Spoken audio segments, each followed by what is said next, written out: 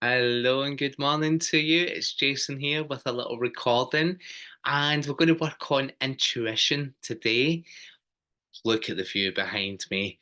So I'm going to sit aside today and let you just enjoy this beautiful, spectacular view. Look at the blue sky. Isn't it spectacular? Isn't it absolutely amazing?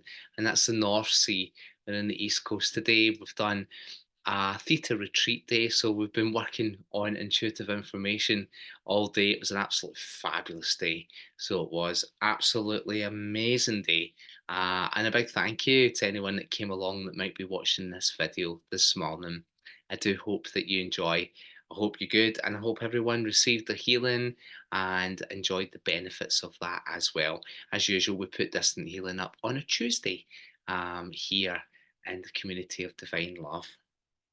Okay, I'm going to sit aside just a little bit today, just to let you enjoy this spectacular and marvelous view. Can I start off by talking about the brain? And obviously, we've got our right and our left brain. It's the right brain that is responsible for intuitive information. It's more feeling orientated, it's much more creative as well, and the right brain can always see the bigger picture.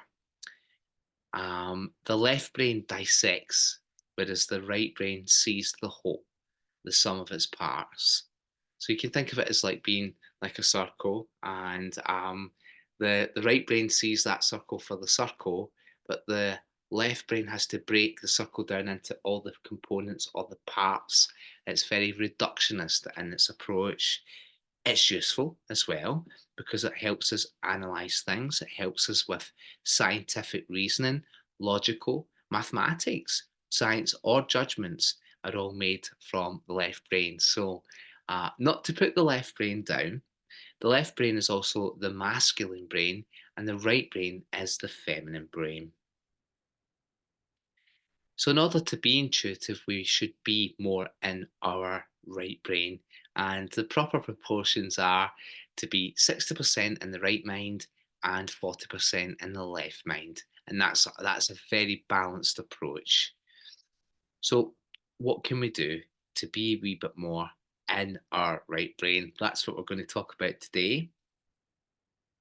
The right brain is quieter and its true nature. I think to understand the right brain, we have to trust ourselves.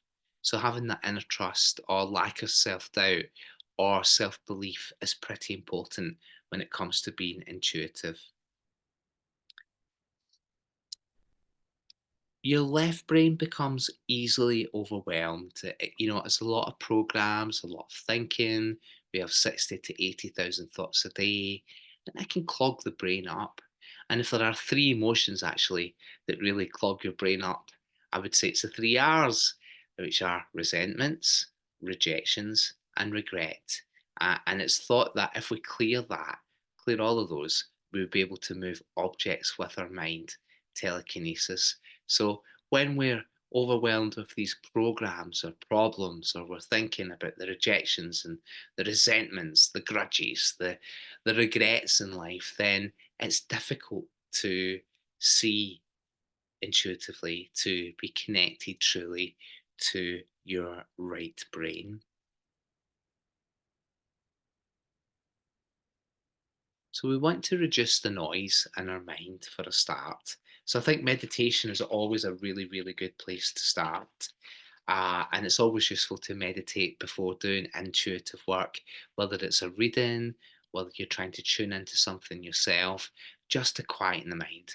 And essentially, meditation, as you probably know, activates the right brain, and then the information just comes.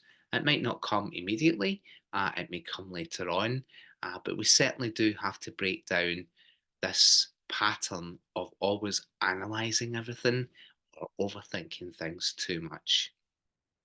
Stress essentially will lower your intuition as it activates the left brain to help you survive, to help you cope, to help you solve problems. So, reducing stress is another top tip for being more intuitive. If you're stressed out, you're not going to feel so intuitive, and it's harder to find the answers, of course. Again, some meditation could be useful there, or anything that stimulates the parasympathetic nervous system as opposed to sympathetic arousal. Okay, so we've got three approaches today in being more intuitive. First of all, breathing into presence. That's my first point today, breathing into presence. We've got a little practical exercise for you here. The more we practice mindful breathing, the more we get into the right brain and this moment. So it's quite interesting. So it is that mindful practice allows us to also be much more intuitive. In fact, mindfulness, can be defined as being present without any judgment. So we're lacking that judgment, which comes, of course, from the left brain. So we're dropping judgment here to be intuitive. I've got a very useful breathing exercise for you. It's a new one for you. And what we do, it's called the 5-7-3 breath. So just talking you through it first, and then we'll practice. What we do is inhale for 5. So as we breathe in through our nose, we count to 5. Then we exhale for 7 and release the breath through our mouth. And then we pause for 3 before we take our next in breath.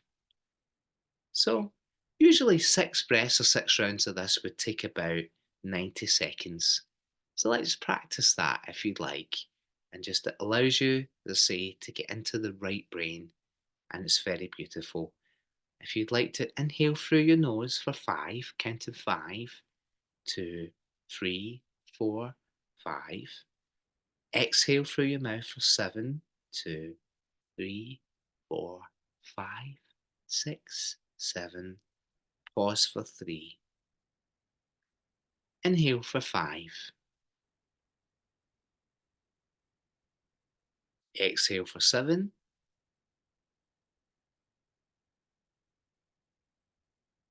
And pause the breath for 3.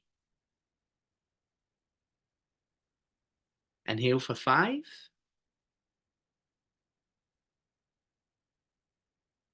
Exhale for 7.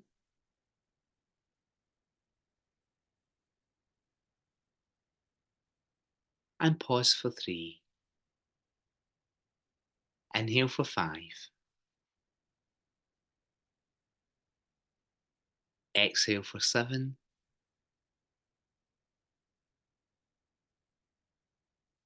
And pause for 3. Inhale for 5. Exhale for 7.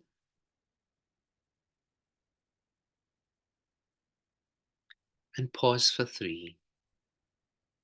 And our final round, inhaling for 5. Exhale for 7.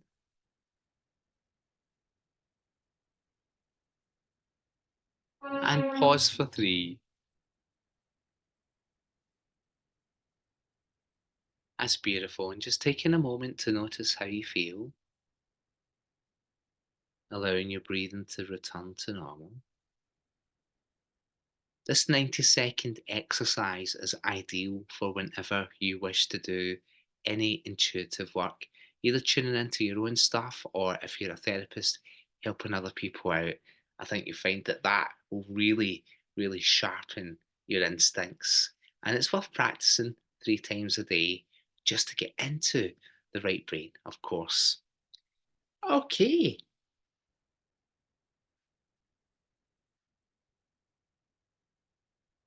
with right brain meditations, we generally focus on imagination, which is beautiful. I mean, when we say visualize something, it means to imagine it. A lot of people think that visualizing is being able to see something like that with your eyes closed. Well, that may happen. I can do that certainly. But all you have to do is imagine something. And when you imagine something, then you start to feel it. And imagination does create a reality. So, mindful music is a good tip. just to listen to some music mindfully, to be present with the sounds and the feelings that those sounds create within your body without any judgment, without any commentary, just listening to the sound of the music. This is more useful for intuition than having a still mind, than trying to meditate and empty the mind. Mindful music will allow you to go on a little journey and it's seeing where that journey takes you. Or, if you like, you can imagine something work out perfectly without any analysis. It's a meditation that I love to do. It's really, really beautiful to do in the morning. If you think about anything that you wish to achieve that day, imagine it working out perfectly and really feeling those positive feelings and thoughts of it all working out perfectly. You're setting yourself up for something really wonderful. You could also ask your mind a question. And when you ask your mind a question, let your meditative imagination take you through a positive outcome.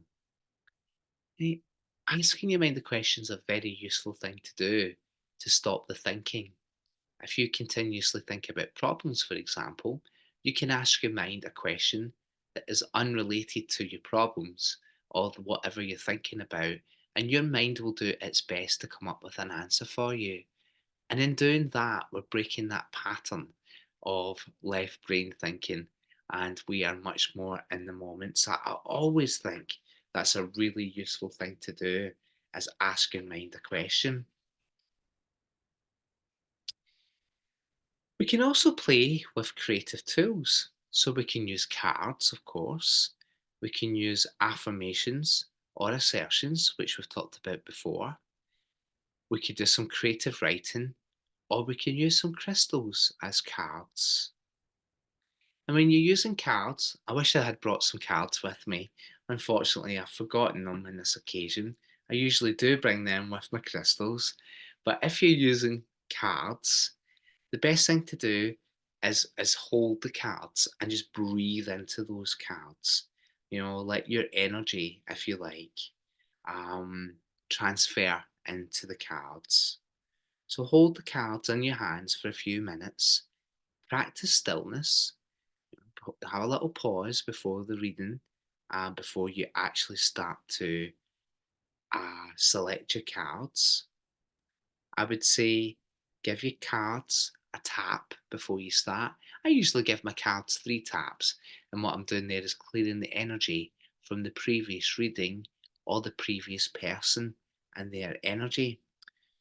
Once we've done that, we hold the cards in our hands and practice stillness. Breathe deeply. Just allow your energy to go into the cards without any effort at all. Pay attention to your breath and give gratitude to your cards. It's quite useful as well to invite in your ancestors or your spirit guides to give you some assistance. Pay attention to how you feel when you pull a card. And, maybe you're doing a three card spread, which could be past, present, future, which I think is a really good place to start. Or you might just select a card for the day, or a card to answer a question that you've got. So if you're wanting to answer a question with a card, hold the cards once you've done your breathing and ask the cards to answer your question. Hold the cards a little bit longer. And then when you pull the card out, select a card, notice how you feel. Without even looking at the card, just notice how it feels, because that's going to give you some intuitive information there.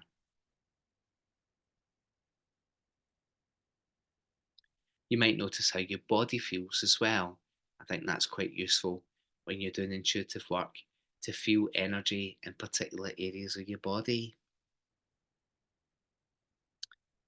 Yeah, I would practice this and I would do it in a calm location. I would begin with self readings.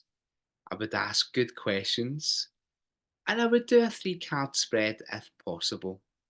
You can do it whatever way you want to do it. And you could choose a card, for example, pull a card to try and answer a question, and then you could pull another two to give a little bit more clarity or depth on the card that you've pulled, because it's all about intention. When you do have your cards, I advise you to abstain from reading the meanings, not reading the book, in other words. What you can do is have a look at the card to see what story the card is telling you. Look at the people, look at how they're dressed, how they're presented, whether it's males, females. Look at the objects, look at the background and the foreground. What do you think the people or the objects are doing? And this should give you some information intuitively. And relate the story to your situation to answer the question.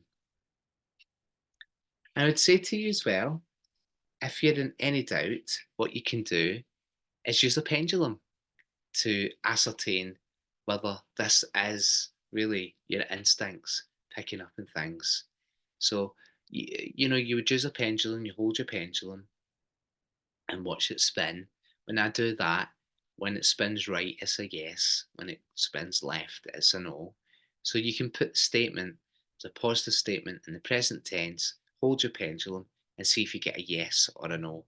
And that's good and really useful when you begin to do some readings and you're working on yourself just to increase your confidence a wee bit as well. I think it's a really useful thing to do. Of course, you can use pendulums really to work on your instincts, or you can use kinesiology, muscle testing, energy testing to do so. If you're doing energy testing, the best way to do that is to stand up.